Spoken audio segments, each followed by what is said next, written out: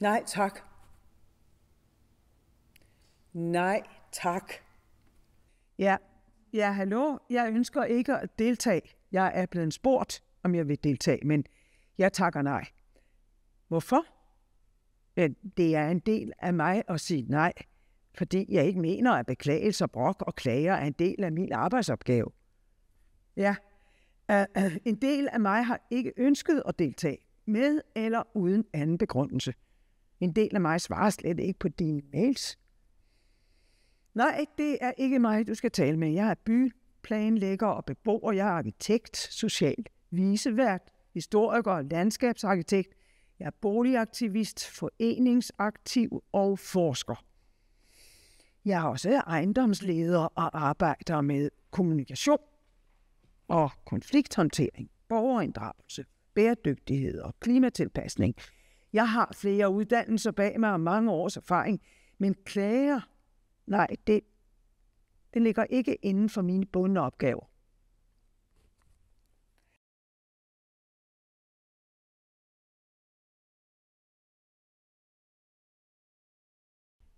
Hundelort.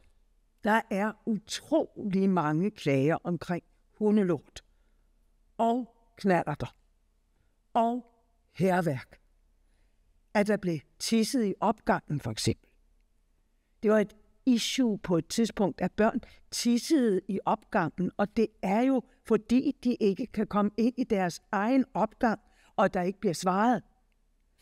De her klager handler jo både om noget meget lokalt, men bliver også knyttet til nogle bredere samtidige forestillinger omkring problematisk ungdom, for eksempel. Katten.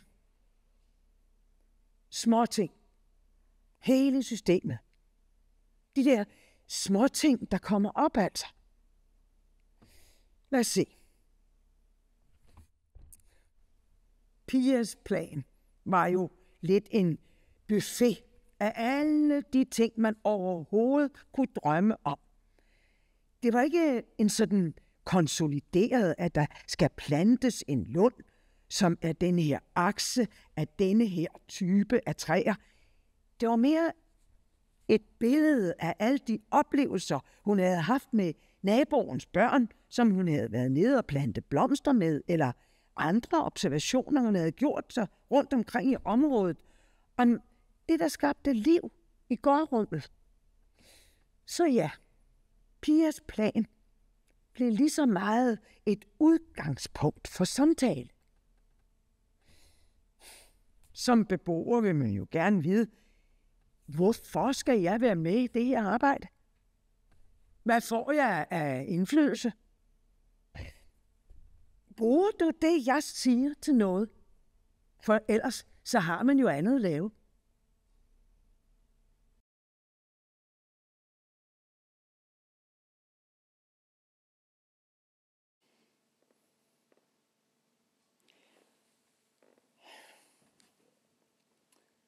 Hvad står der her?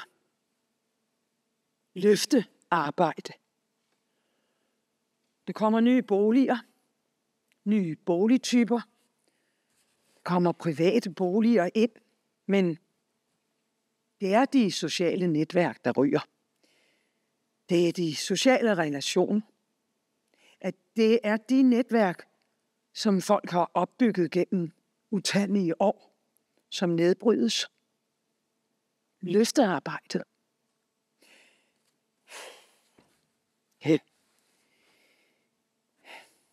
Dem, jeg måske har mest ondt af, det er de danske enker. Det er jo frygteligt for dem. Mange har boet siden 70'erne.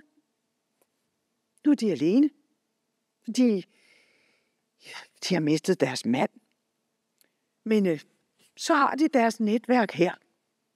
Og kommer blandt andet i den lokale pensionistklub på tur til Tyskland og til julefrokoster.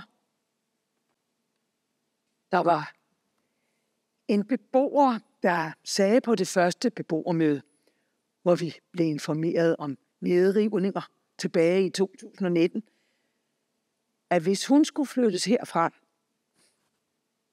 ja, så blev det i en etværelses melon. Det er ekstra arbejde.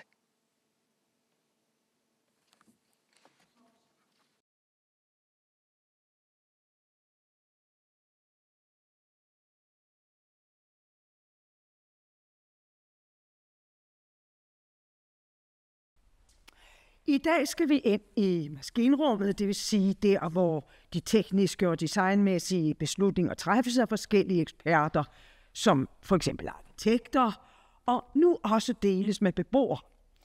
Det, der skal til at udspille sig her, er noget, vi kalder et værkstedsmøde. Der kommer et tidspunkt, hvor et projekt sådan set er færdigt og skal udbydes til en entreprenør. Der skal det jo bare tegnes færdigt, men der sker altså også valg der, som man ofte ikke har beboerne med i. I det maskinrum kan beboerne lære at forstå og påvirke de faglige beslutninger direkte i planlægnings- og designredskaber, sådan som plantegninger og modeller og budgetter og arbejdsbeskrivelser, beslutningslister, fokuslister, ventelister osv. Vi er 50% projekteret og 50% drift, ikke? Så fordelen ved at sidde sådan et sted her, er jo, at man har den kontinuerlige kontakt på en eller anden måde. Man forlader ikke et byggeprojekt, når det er færdigt, men jo også som beboere ud i det her kryds, er det vigtigste for os, at børnene ikke løber ud på gaden, når de skal hentes med bussen. Og det er vigtigt, at der bliver plads til træer. Og selve byggeprocessen bliver det, der tilskriver projektet værdi for beboerne omkring den her gård. For det var jo udskolingselever fra 7. til 9. klasse, som arbejdede med den sociale helhedsplan gennem socialforvaltningen i de her lommepenge-derbs. Se, og nu kommer beboernes stemme ligesom ind i paletten af afvejninger. Ja, man er nødt til, synes jeg, at kræve noget over for de her ingeniører og arkitekter og sige til dem, det I laver, det er fandme ikke godt nok. Tal lige pænt. Husk vores mødekodeks. Beboer 5. Nå, ja. Undskyld. Nu tager vi stilling til, hvordan denne her cyklist skal føres gennem parken. Skal den ligge her, eller skal den ligge der? Og nu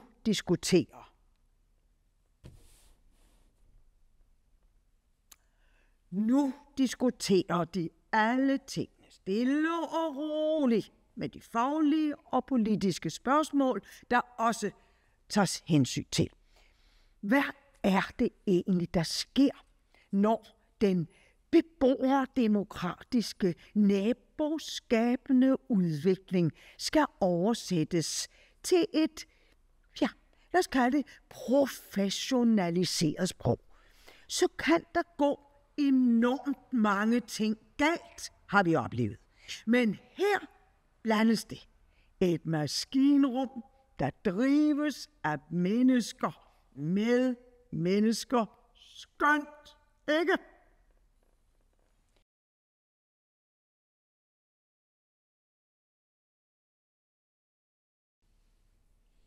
Jeg ved ikke, om jeg tør.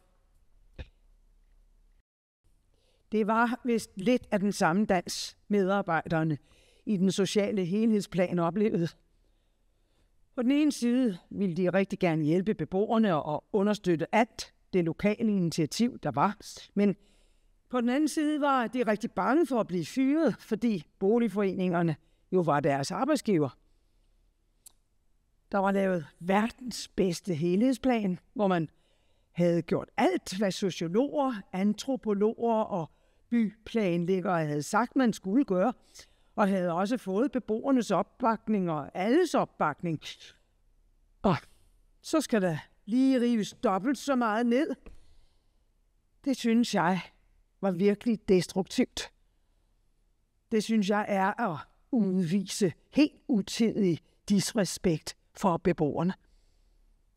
Jeg har arbejdet med bæredygtighed i så mange år, og også med renoveringer.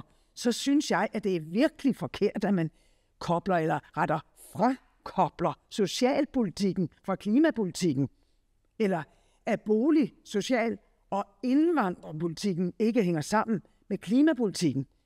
Altså, jeg synes ikke, man kan tillade sig at vælge at rive 3.600 boliger ned, uden at det er vurderet klimamæssigt. Det er jo en enorm CO2-belastning. Hvis man nu bare havde revet det ned og ikke erstattet det med nyt, så kunne det være okay for klimaet. Men når man så bygger nyt i stedet for, og man bygger det nye i beton og mursten, så synes jeg, det er et problem. Bæredygtighedsbegrebet handler jo ikke kun om den grønne omstilling. Det handler også om virkeligheden, som den store overligger. Så det er noget med at snakke bæredygtighed i bredere perspektiver. Jeg gider ikke være bange for nej. Jeg gider ikke være bange for kritikken. Og jeg gider ikke være bange for den modstand, der ligger der. Det kræver lidt, at jeg tager min supermandskappe på og siger, nå, det er ikke mig, de er sure på. Hvorfor står de der og er sure? Eller, hvad er det, der sker her? Er det noget, der skal løses? Hvordan skal det løses? Og hvor skal det løses henne?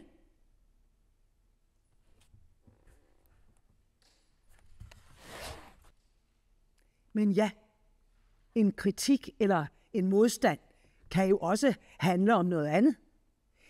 Det kan være noget processuelt, der er gået galt. Så der ligger noget i ikke at pakke det her nej væk. Man bliver nødt til at se på nejet